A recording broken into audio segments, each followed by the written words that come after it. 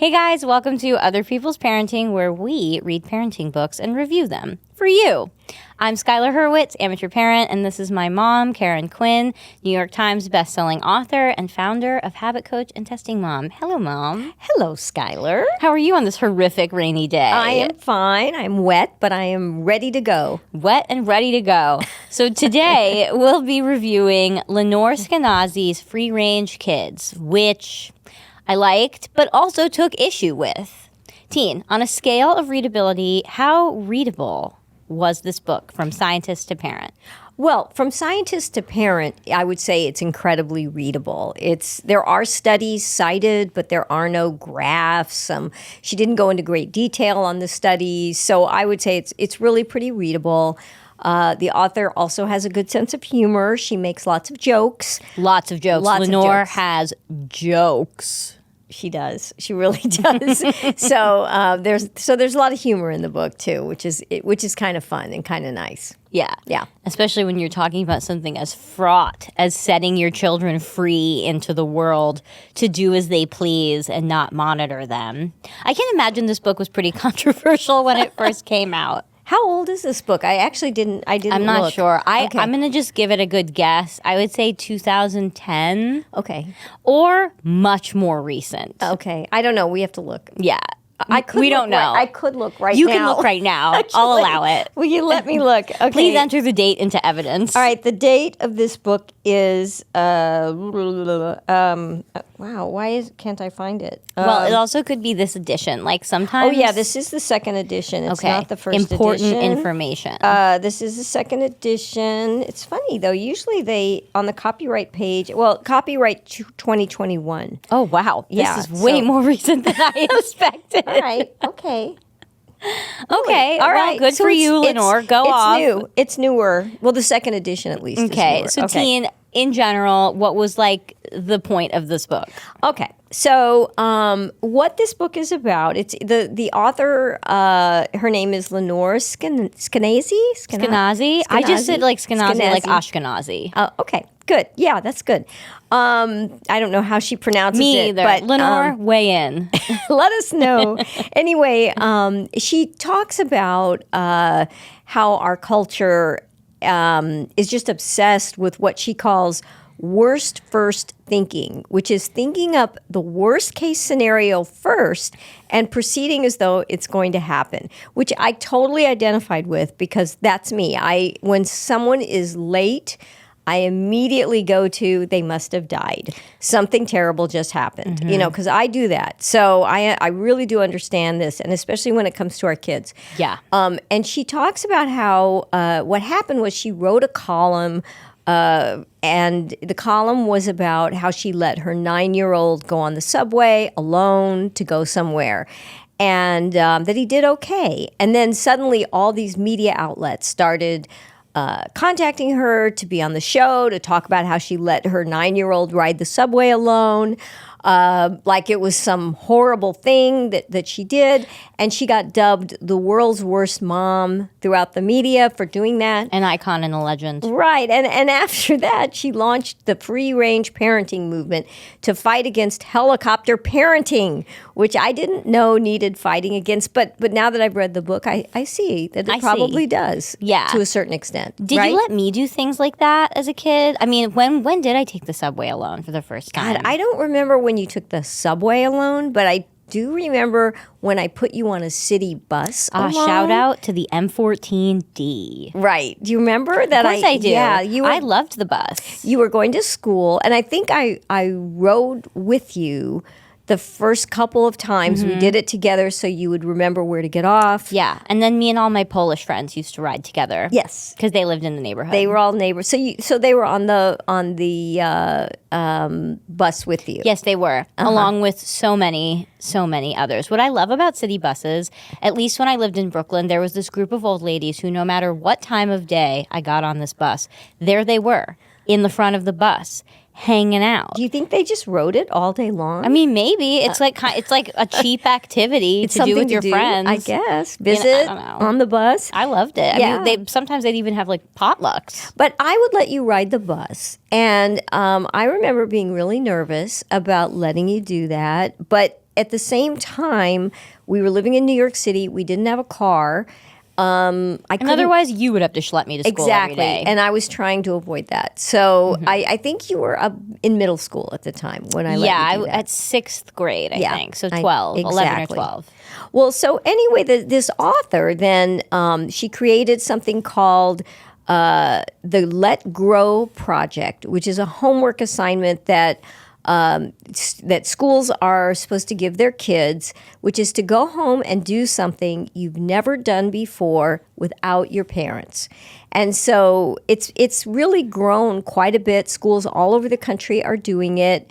It sounds like a good project. Kids are trying things they've never tried before, asserting their independence. I think it's really a great project to do. And she talks about the fact that she really cares a lot about childhood safety. It's not that she doesn't, but she also knows that you have to raise kids to be somewhat independent, not to depend on their parents all the time, so they can go out of the nest and be competent adults. Yeah. And that's her thought. I agree. Yeah. I agree with her. I think when you raise kids to be fearful of everything, how are they supposed to live as adults? Right. Like, how do you get by in the world? Yeah. Like, I hope my daughter feels like she can go anywhere in the world. I want her to learn how a subway system works. I want her to feel like she can be independent. Right. You know, nothing should hold her back. If there's anywhere she wants to go, she shouldn't be fearful. Right. I agree with that. And the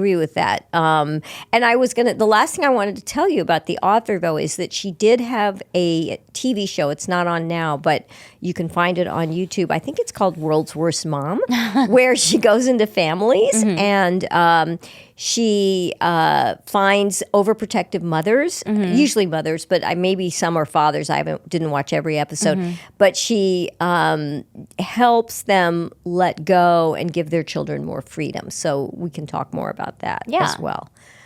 So I feel like so much, it's so funny because I honestly thought this book was so much older than it is, maybe. What made you think that, I wonder? You know, I don't know. Her philosophy around parenting seems so permissive that it's almost out of line with what feels like 2025, post-pandemic, post John Walsh's show. Right, right.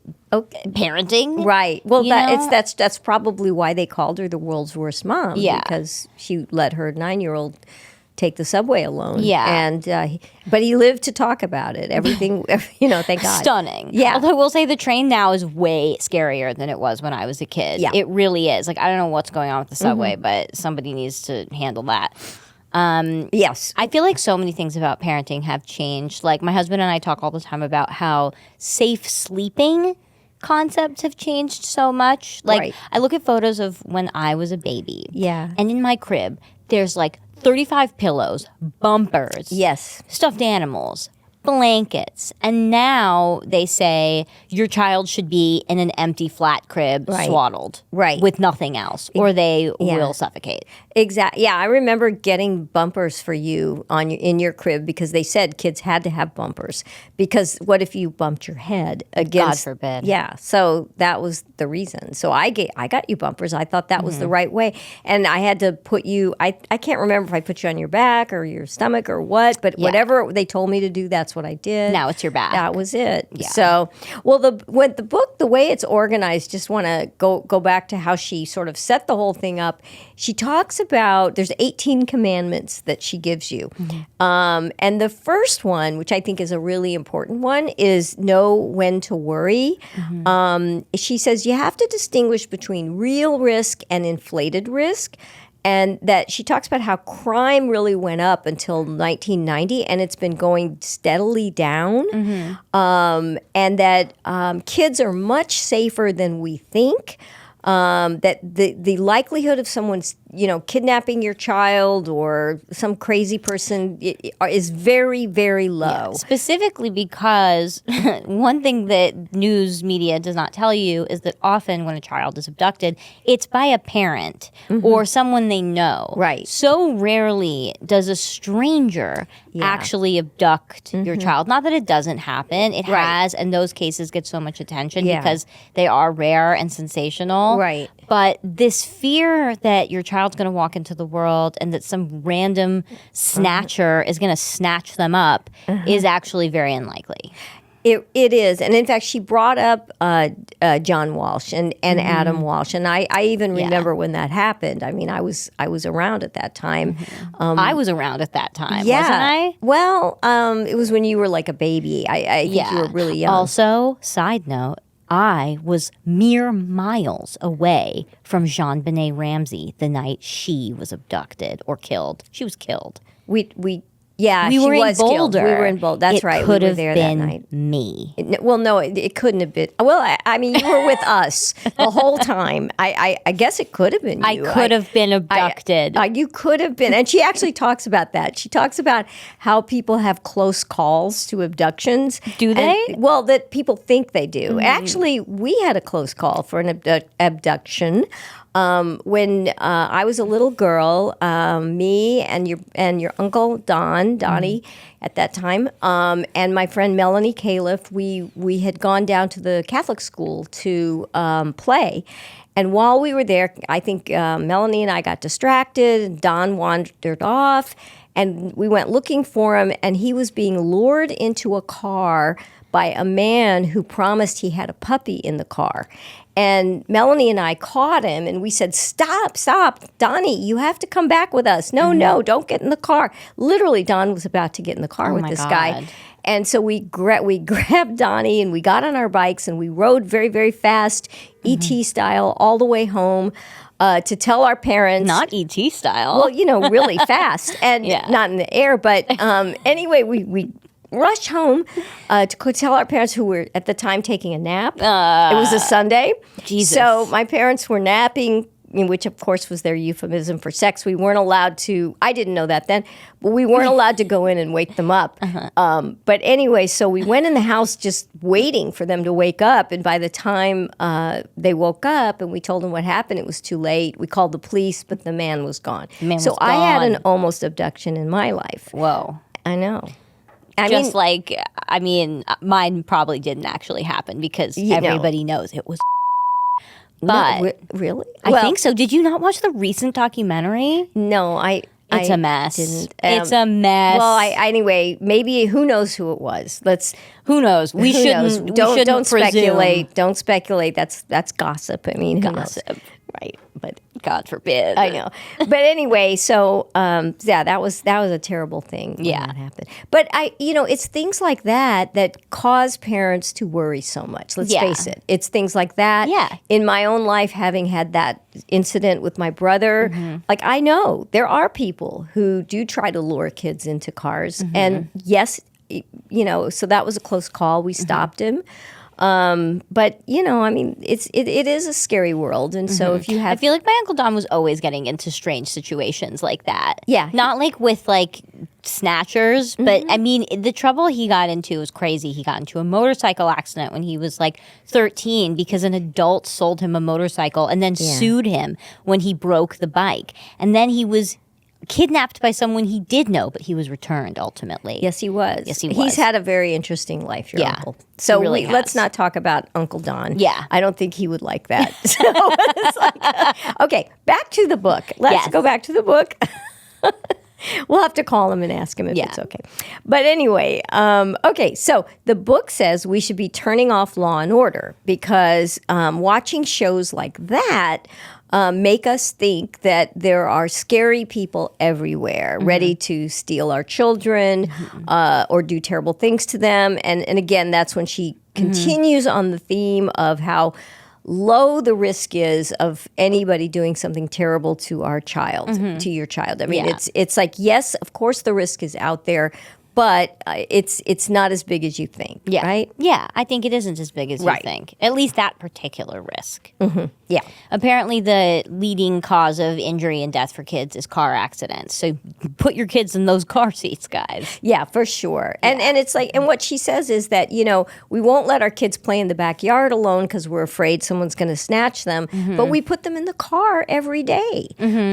Or I think you're 400 times more likely to be killed in a car accident than snatched by a stranger, or 50 times more likely to be in a house fire than snatched by a stranger. So the odds are low you're going to be snatched. But there are other scary things out there, like cars and fires. Yes. Yeah. Very scary. Very scary.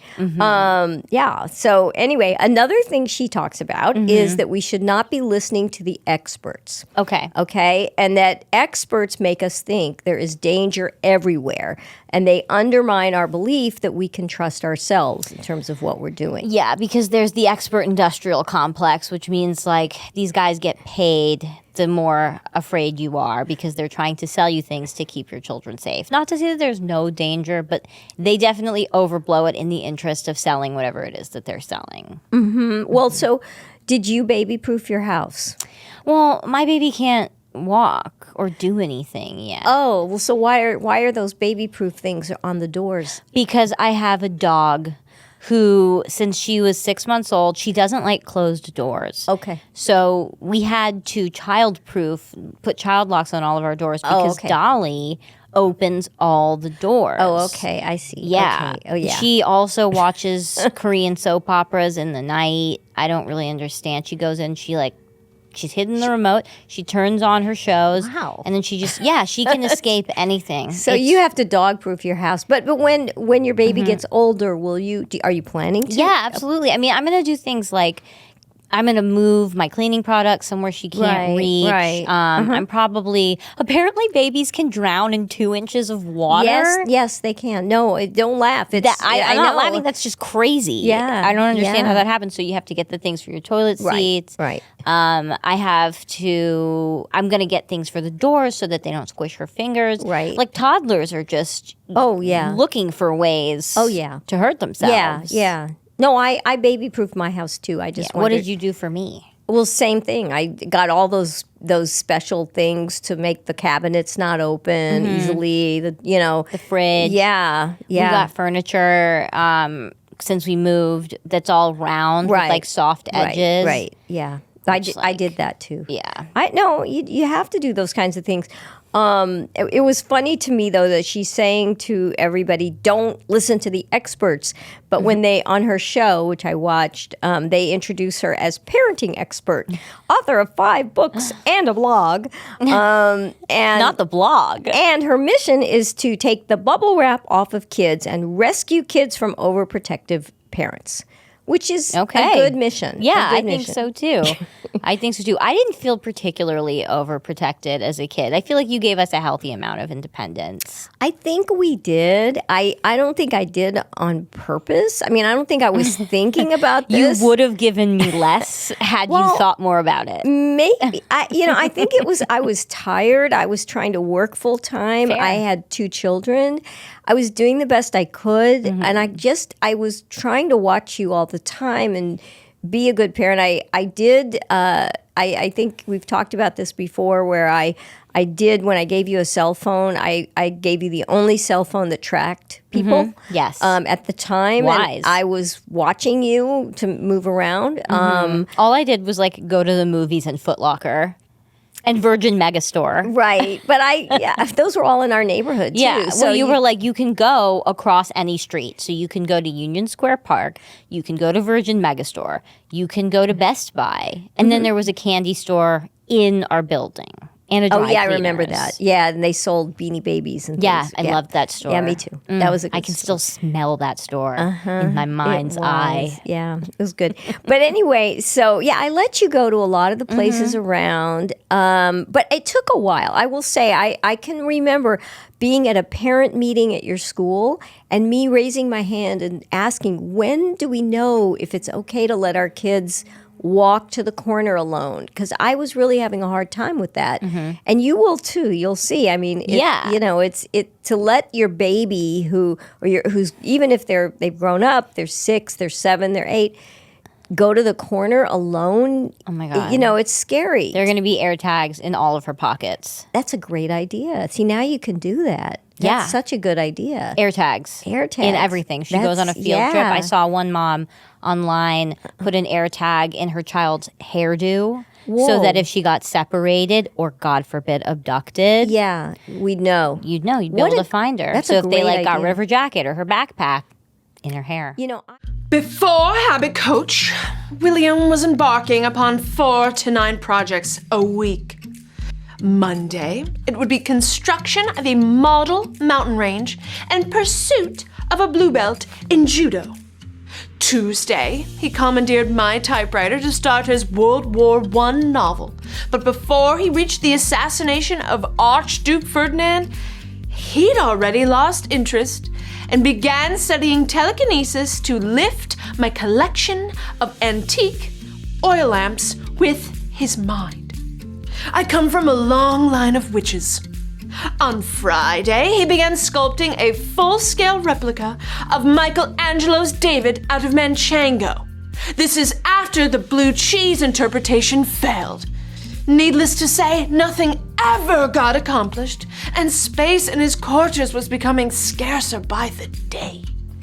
But since enrolling him in Habit Coach, he has learned to limit his pursuits to 1 per week and diving in full throttle until completion. No more half-assed projects laying around the house.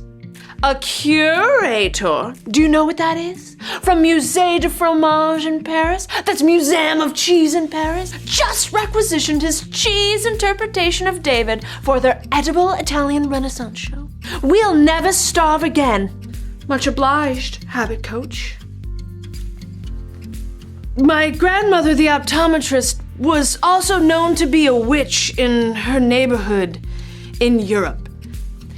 You don't want to see my witch's purse.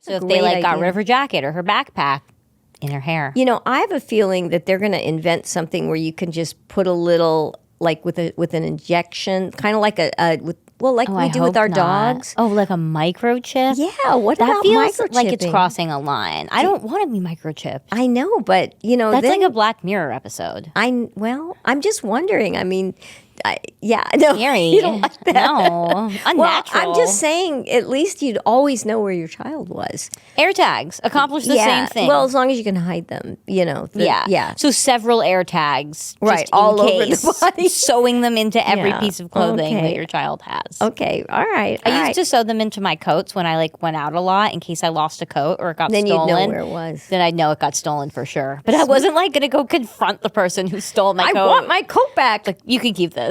I just know where I you just live. know where you Be careful. Well, another one of her rules is do not think like a lawyer. She talks about how what's happened is that schools, they've all cut back on things that are dangerous. Like there's no longer ropes. When I was growing up, there was always a rope in the gym and you had to climb to the top. It had knots in it. And you had to climb to the top and you were like the kids who were in the best shape could make it to the top. I couldn't even get past the first knot. But anyway, that was a thing that you had to do to show how in shape you were. I hate that. And they don't have them anymore because they're too dangerous. And things like dodgeball and tag have been you can't play these games. Seems it's too excessive. dangerous. Tag? Well, some schools, because people are, worried. What are they, two-hand shoving kids to the ground? I don't know. But they were talking about how kids were going on a sleepover and going camping, but they assured the parents that there would be some barrier between the campfire and the kids. Oh, yeah, that they'd be 25 feet away from the fire, which... how can you make s'mores? Really long sticks? I guess. I don't know. I don't think you can. I know. But that seems pretty But everyone ludicrous. is so afraid of lawsuits. The kids can't do anything risky. I feel like you guys were afraid of getting sued. So, I had to go be mischievous at other people's houses. Yeah, well, Dad's a lawyer, so he was always afraid. Do it elsewhere. We don't want to get Whatever you're going to do it somewhere else. But she was talking about how ridiculous warnings are. Clothes have labels that say remove the clothes before you iron them. Or on a folding stroller, take the child out first. And then on the scooter, this moves when in use. Right. So there's all kinds of, but what cracked me up is she's like, don't do this. Don't think like a lawyer. And then I went to watch her show, and I have to show you when I watched her show, which is a good show. We can talk about it, but there's a big disclaimer that comes on at the beginning of her show. All children depicted in this program were at all times under the supervision of the production personnel. Should a viewer choose to have a child unattended or unsupervised, all consequences are the sole responsibility of the viewer. So, I guess she feels like she has to because of her reputation. Right. I guess to protect. I don't know. I'm sure the lawyers got involved and said you have to do this because in the episodes the kids were left alone. Lawyers love an MOU. They love a disclaimer. What's an MOU? Memorandum of Understanding. Oh, I like that. It's a good one. I didn't know that. Yeah, what that's. it's a good And one. I'm a lawyer, so I never heard that, but I like that. They I never heard what that. It's a good one. Yeah, okay. It's a good one. Whip it out. Very good. I will. MOU? MOU, Memorandum Of of Understanding. Understanding. Okay, good. So, I know what I'm getting myself into. Okay, good. Okay, got it.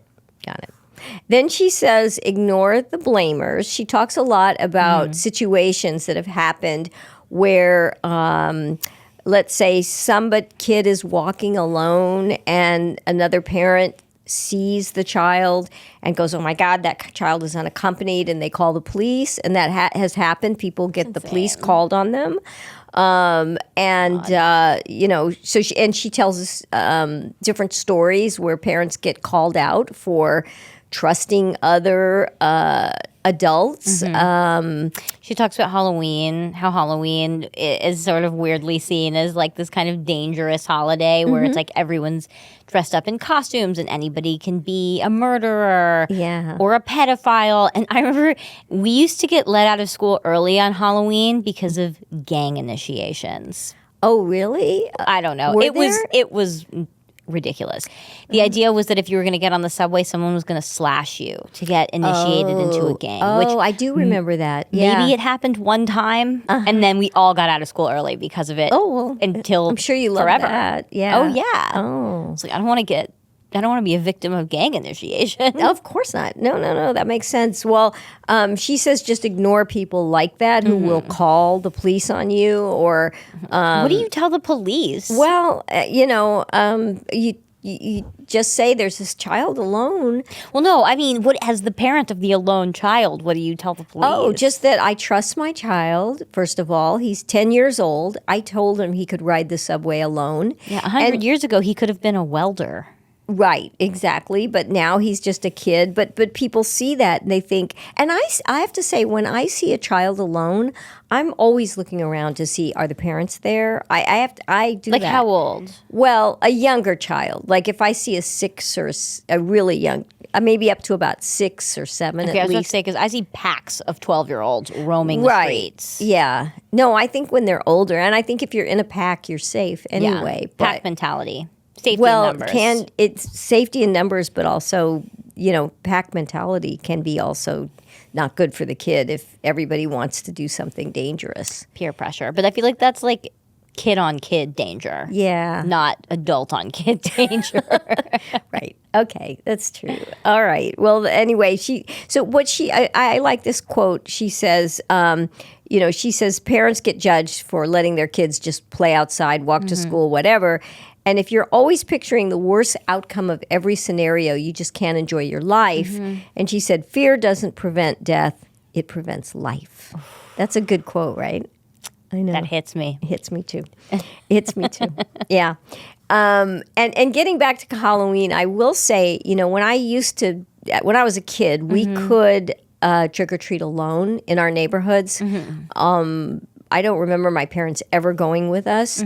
But now, when you guys were trick or treating when you were young, we always went with you. No, you didn't. When you were really young, we did. I was about to Later, say. we didn't. I don't remember that. Yeah, well, we were in a building that was very safe. Yeah. For Well, there were trick-or-treating. 4 towers, and 30 floors in each tower, and all the towers were connected by a lobby, and you could just go from tower to tower up and down. Yeah. I had suitcases full of I candy. know. I remember. Everyone came to our building to trick or treat. Did I check it for like razor blades and poisons and? Not that I remember.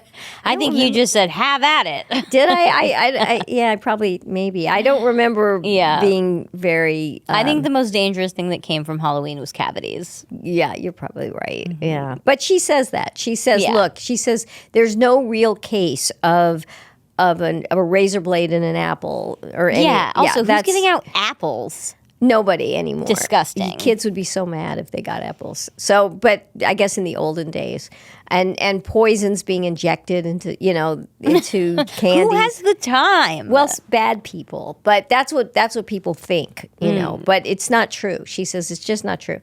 And she does talk about studying history. That Ben Franklin. Yes. Had a vocational trade up his ruffled sleeve. At age like 10 or something? Yeah. Yeah. That kids used to have a lot of responsibility. Yeah, so they did. To think your child can't be responsible is just not true. Yeah. Because for so many years, kids have had lots of responsibility. Yeah. I feel like the old tale was, I came to this country with 14 cents and a garlic knot, and That's now right. I'm president of the board. That's right. And now it's like kids can't do anything. God forbid get a job. Right. Well, yeah. They... And he said, she was talking about the fact that kids used to be able to at least go be a paper boy or a paper girl, and now it's against the law that you can't be a paper boy or paper girl. That's probably for the best, honestly. Like kids biking around New York City, that stresses me out. Right, but in the suburbs, I don't. Okay, maybe in the suburbs. I'll allow it. By the way, I don't know if you know this, but I was a paper girl. Did you know that? No. I was the first paper girl in San Antonio, Texas, for the San Antonio Light newspaper. I would get up early in the morning, and I would, or in the afternoons. It's actually my brother and I, Donnie, we would switch. But I was delivering papers either mornings or afternoons. And do you know why I had to quit being a paper girl? Why? Because a man called me over to his car and exposed himself. And so when I told my mother about it, she made me quit the job. Probably for the best. Yeah. You were so cute when you were little. Yeah. You're still so cute. But oh my God, you were so abductable. But I don't think people doing that, exposing themselves, I don't think it has anything to do with how cute or not cute. Or give yourself some credit. All right, it was because I was cute. I don't know. I guess he got... Whatever. Anyway, I didn't want to think we about don't know this man. This is, but it was very upsetting for me. But I was really mad that I even told my mother because she made me quit the job. And well, she talks about that too. How kids sometimes will keep bad things that happen when they're out being free from their parents because they don't want that freedom taken away, which I can understand. Right. And you can understand. I can totally understand because I really felt bad. I was very upset that I had gotten a dog without permission. I had gone out and bought a dog without permission. And again, I know I still do that. But anyway, the point is I did that and I had to repay the person I borrowed the money from. So I owed. You were borrowing money as a child? $50 to pay for a dog. That's how much a dog cost. Who did you borrow the money from? A loan shark? My father. Okay. But he didn't want my mother to know that he had lent me the money because she had forbidden all of us to get a dog. So, but I had to pay him back. I had the paper route to do it. My brother and I, but then suddenly we couldn't pay him back because I had to leave. Oh no! Yeah, but anyway, but I was trying to be worldly and you were worldly. Yeah. But you know what? Sometimes you needed some protection. Maybe it was better. I mean, if I had a child, and your mom did not play. No, she didn't. No, but I would do the same thing if that had happened to you. For sure. I would right move. Just by the way, it was the right move. Okay, and then she talks about how we need to be more worldly. That around the world, kids are allowed to play in playgrounds where parents are not. In Sweden, I think they leave kids unsupervised completely on field trips. There's a thing where they all go on a field trip and then they leave them in the wilderness. In the fjords? Yes. And they No, those are Iceland. well, yeah. Maybe there are fjords in Sweden. I don't remember, but all I know is that they do leave their kids like to find their way back. It's a thing that they all do, Wow. and that again, it's to give them independence. It's to give them the ability to think for themselves in tough situations. And some parents leave their baby carriages with the babies outside at restaurants. My husband thought that was insane. Yeah, but they do it. I think 'cause it's safe. If it's a cultural thing and it's normal, I yeah. think it's fine. Yeah. Although I wouldn't do it in New York City. No, I I have a wouldn't. particularly cute baby. You do, So, and I'd be worried that someone would snatch her. so would I. I know. So would I. But anyway, and she says, stop trying to control everything, that you cannot control everything, and that you definitely should not be solving problems for your kids, which I would agree with, is that you have to let your kids, as they get older, solve their own problems. Did you let me solve my own problems? Did I have a lot of problems? Well, you tell me, did I? I feel like, when I would get in trouble in school, and occasionally Dad would come to my aid because dealing with teachers wasn't super easy for me. But when it came to like other kids, I feel like I was an enforcer. Right. Like I did not mess around. I don't remember stepping into arguments you were ever having with kids, or when you got into any trouble. I don't remember stepping in to try to resolve it for you. You were tough. You were a pretty tough kid, and yeah. I mean, I remember one time I noticed that you were taking your hockey stick to school.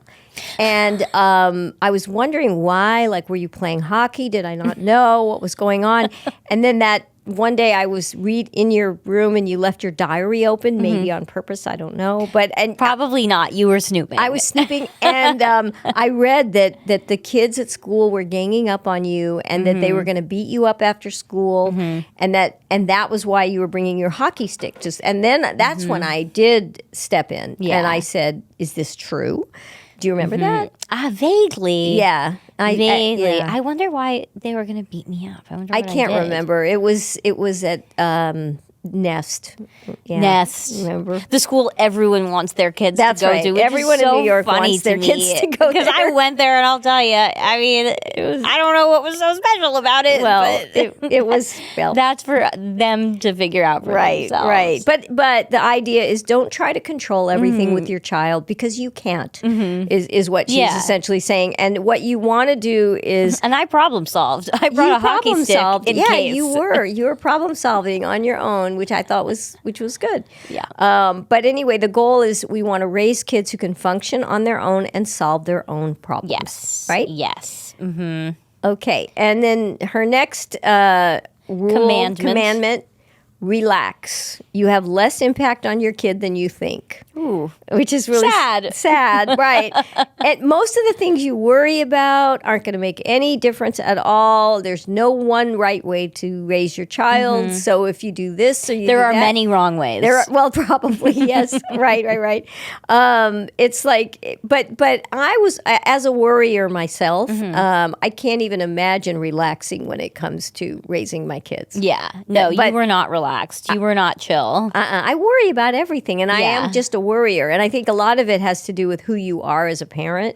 If you are a worrier, what she is saying is let it go. Like, just let it go. You don't have to obsess about everything. Your child is going to be okay no matter what. Even we do obsess about so many things. Yeah. Oh, for sure. I mean, I feel like everybody is obsessed with getting their child on the right path, which is why they just, when they're so little, they just want to do everything. They want to do so much because there's this idea that, like, if your child takes one wrong turn when they're 5 years old, Right. they're off track for the rest of their life. And that's not true. No, that you can course correct. It can. There's lots of course corrections you can make. Absolutely, for sure.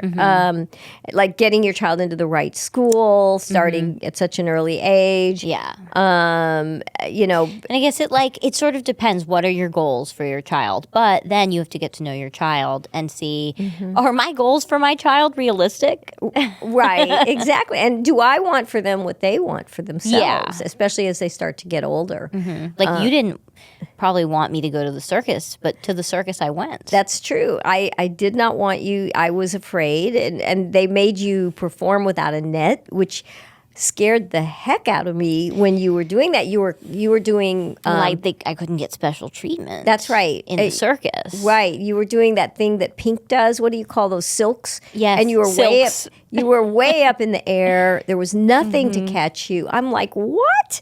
You know, there's a concrete floor, but there you were. I mean, That's showbiz, baby. yeah. But I did let you do it, didn't You I? did. I And I didn't get hurt. No, you didn't. That was true. We did it. It was okay. That was like the Yeah. reverse of a close call. Yeah. It was like You not. were expecting I me was to ex- fall 40 feet to my death. but and you I did didn't. not. So that was good. That was good. Okay. She says, let your child fail because kids learn from failure, and teach your child the growth mindset from Carol Dweck. Which that's so big now, which it should be. Teach your child that, it's okay if you can't do something well. That's fine. Keep at it. You'll get better at it. Or know when to quit and find Well, something that's you're true. better at. That's true. Work smart, not hard. Or both. Yeah. No, I think it's okay to let a child quit something if you really don't like it. Yeah. Like lots of parents are like, well, if you signed Stick up for with it. stay with it. But even if you hate it. But I don't think that's necessarily true. Me either. I think it's like a waste of time. Right. Although if I, as a parent, I've spent a lot of money for you to take a class because you begged me to let you take that class, and then you're ready to quit after 3 times, I probably would not let you do that. Yeah, I would be yeah. like, have more respect for the money I earned to Yeah. send you to this thing. Yeah, because kids have such a strong understanding of money. Right. Exactly. Right. Okay. Okay. Another big commandment: make your kids play, and which is absolutely, I'm 100% behind this. Kids play is so important for children. It builds their creativity. It builds their confidence.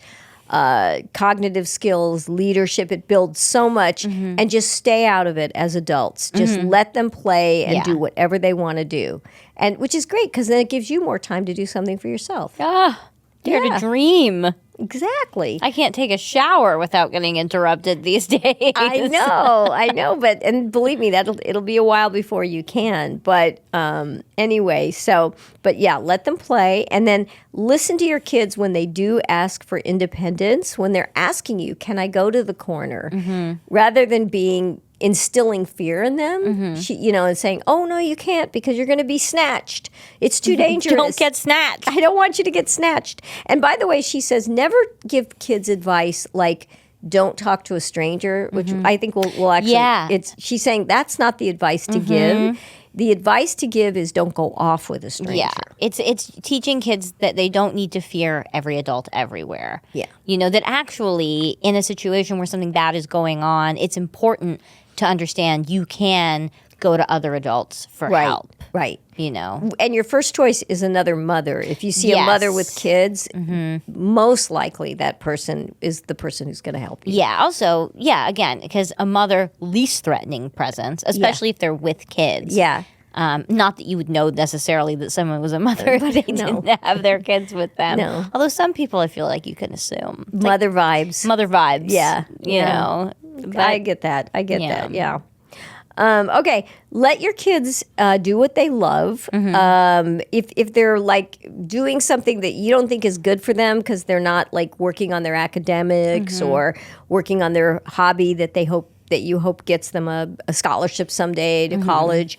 But if there's something they really love, butterfly collecting, I don't know. What do kids? Okay, niche. Well, I don't know. But if there's something they really love doing, just let them do it because what she says is so often what you love as a child turns into the kernel of what you end up doing as an adult. Would you say that's true? Yeah, absolutely. I mean, I liked performing as a kid, and I think conservatory felt like the natural next step for me when I graduated high school by the skin of my teeth. That's right. It really was. It was. I barely graduated. If it was like, I was like 1% away, but I think it came down to the school just not wanting to see me ever again. So like, we're going to pass you so that you go away forever. You can leave, right? Yeah. Although you can leave.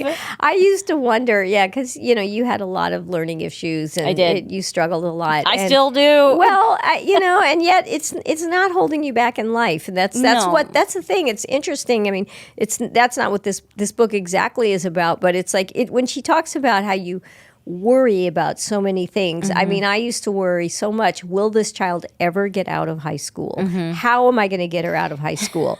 And I was doing everything I could to get you through school. I felt like once I get you through school, I could launch you. Yeah. And you'd be okay. And I think that's what I hoped and believed. And eventually we got you out of school, and you did. You were fine. You went off doing things you wanted to do. Yeah, and I think that was the key. I also have ADHD, and I think for kids with ADHD, it's much harder to do anything you don't want to do. Like there's like garden variety boredom for kids, and then there's boredom for kids with ADHD, which feels like you are literally drowning. Like it's horrible. Yeah. So. Well, and you didn't like school. And so that made school so excruciating. And unfortunately, you know, kids have to go to school 18 years or 16 years, or whatever it is. 3,000 years. It felt like 3,000 years of school. And which I always felt there should be different kinds of schools for kids who just don't fit the mold, and there really aren't. Yeah. You know, it's very hard to find a school like that. Yeah, totally. And honestly, even the performing arts schools that there were, they still had pretty rigorous academics that I would have not succeeded at. Yeah, yeah. So. No, I when you graduated, I was like, this child should never have to take another math class in her life. No, I still have nightmares about failing math. Yeah. And, oh my God, do you remember Kumon? Yes. I sent you to Kumon because you were struggling with math. Oh man. Oh man. And Kumon was crazy. I went to a Kumon in the basement of a Ukrainian church, and the man who was operating it was 40 million years old. Right. And all the other parents would drop their kids off and leave. But our nanny would stay because she's like, there is something weird about that man. Well, she might have, who knows? She had good instincts. She did. She really and she's did. like, I'm not leaving you alone with that person. Well, and that gets us to the next topic, trust strangers. So that is her next topic, like and which we talked a little bit about, in that, you know, just tell kids to go with strangers, that there are many safe people out there. You can talk to strangers, but just don't go off with them. Feel the vibes, though. Right, like exactly. feel the vibes. Right. But teach your child, if an adult stranger is bothering you, you should make a scene. That's Make what a you scene. Teach that. You used to do that, although not because adult strangers were bothering you. You used to do it to try to get out of things, remember? Oh, yeah, totally. Do you remember you used to have panic Absolutely. attacks, fake panic attacks at school? Yeah, and ambulances were called. I know. Yeah. I remember. I had a hard time. You know, for those of you who are parenting tough kids, I had two tough kids. I really did. And you were. I deserved a BAFTA for that performance. Remember? Okay. Yeah. I don't know what test you were trying to get out of. It was a big one, and I knew, I was like, I really got to pull the Hail Mary here, because otherwise I'm going to fail this class. So unless I have a full-on nervous breakdown, I cannot justify not taking this test. So full-on nervous breakdown I had. And they called an ambulance, and then Dad came to get me, and he took me to Panera Bread, and I was fine. Oh, good. Okay. Well, thank God those days are over. Okay. Give your child more independence. That's another one of her commandments. Give them more independence.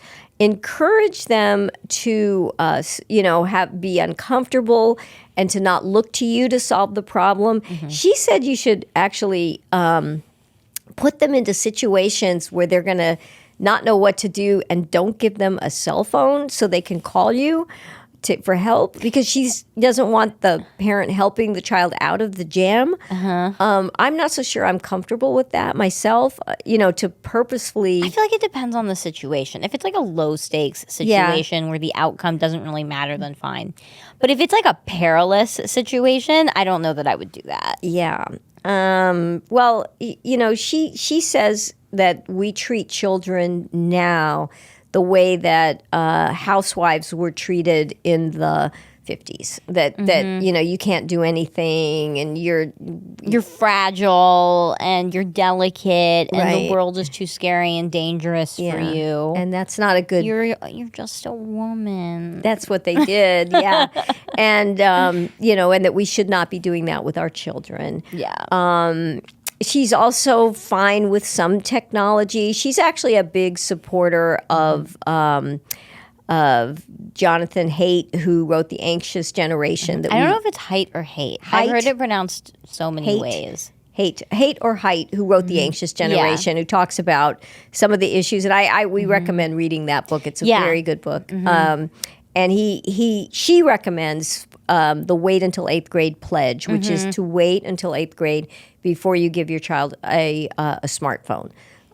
Which I would agree with. That makes all the sense in the world. And especially not to let them have social media until 8th grade. Because nobody should have social media. Well, honestly. even It is adults. so But detrimental to our mental health. Right. But especially young children who really can't handle what it's doing to their brains if it happens, if they get them at a young age and if they're on social media early on. She's calling for schools to extend recess time, to have clubs for after school where teachers don't intervene and children of many ages can play together. That's cool. That's nice. I would have loved that.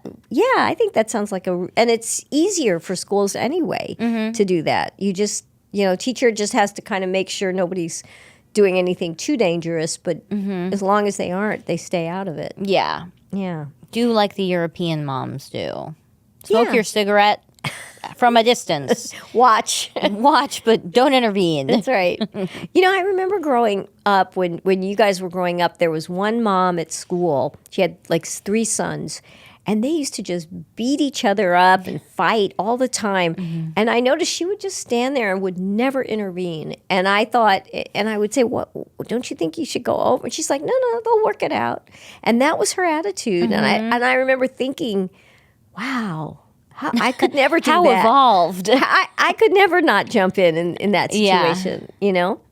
Well, I wonder what happened to those boys today. If I'm they sure survived. they're fine. I'm sure they're fine. Yeah, I'm sure they are. The youngest probably has some long-standing issues. But funny you should say that. He actually grew up to be much bigger than his brothers, and I think they probably got it back later. Vengeance.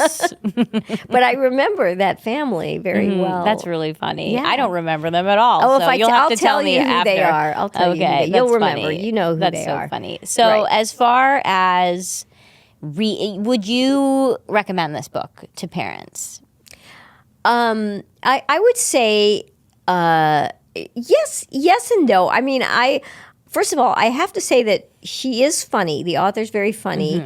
But as I was reading it, I kind of felt like I was getting scolded a lot because I am that worrying parent. And I felt like she was almost making light too much or making fun too much of people like me who worry constantly that something horrible is going to happen. So I felt a little chastised and scolded about who I am. But at the same time, I also felt that this is good information. It puts things in better perspective. We should be not so overprotective of our children. Yeah. Risks are good as long as they're smart risks, and you know what I mean. And and I think she's calculated risk. Yeah, and I think she's kind of that's what she does too. She's probably more permissive than I ever would be. Although maybe not. Maybe I was a permissive. I felt pretty permissed upon. You did? Oh God, maybe I am a more permissive parent. I honestly felt like I didn't want to do anything that crazy as a kid, and I felt like when I wanted to do things, whether you really specifically allowed it or not, I found a way. And I Yeah. turned out fine. I survived. Yeah, and I think most kids will do that. Yeah. No matter what their parents try to do and try to Yeah. control, as she said, you can't control everything your child does. Yeah. So it is a good book. It is a good message. It's an easy read. Mm-hmm. Yeah. It is a very easy read. As far as readability, it was pretty good. But I swear, every third line was a joke. Lots of jokes. I felt like I need like a ba-dum-tsh track because I'm like, Lenore, Come on. we get it. You're funny. She is funny. She is funny. And I recommend watching her show. Okay. I mean, I think go on YouTube, watch her show. It's funny. I mean, it's not funny. It's she is funny. She is funny. But she's good on the show. She's Okay. very good. All right, I will. I'll check it out. And she gets the kids she starts them out with a little small assignment of independence, and then they get bigger and bigger. So and you do see parents and you go, come on, Mom, you can give them a little latitude. They're Yeah. like, mothers cutting their 10-year-old or 13-year-old's meat. It's like, enough already. Do not cut your child's meat. Like, give them the independence of holding a knife. Yeah, that child would have been a blacksmith 150 years Right. ago. So supporting a family. Exactly. So let them Practically. live. Yeah, I agree. That's so Now, funny. that's my opinion. What about your opinion on the book? I enjoyed it. Honestly, I enjoyed it. It was one of the more readable books. Mm-hmm. Some parenting books can be really dense and, I mean, frankly, boring. Mm-hmm. And this was not that. No. I was definitely entertained. It gave me some ideas as far as like, depending on where I raise my daughter, ultimately the freedoms I might want to give her. I think my husband will have a harder time with it because he grew up in an idyllic suburb where he could do anything and everything that was super safe. And, I grew up here. So weirdly though, I think depending on how long we stay in the city, I don't know. I think he might have a harder time if we stay in the city, letting her go off on her own. Oh, yeah. I think he'll be really... But if we live in a suburb, he'll be like, here's a golf cart. Have at it. Go for it. Yeah, I don't know. But I enjoyed it. Yeah. I liked it. Good. Well, thank you guys for joining us for today's episode of Other People's Parenting. Please join us next week.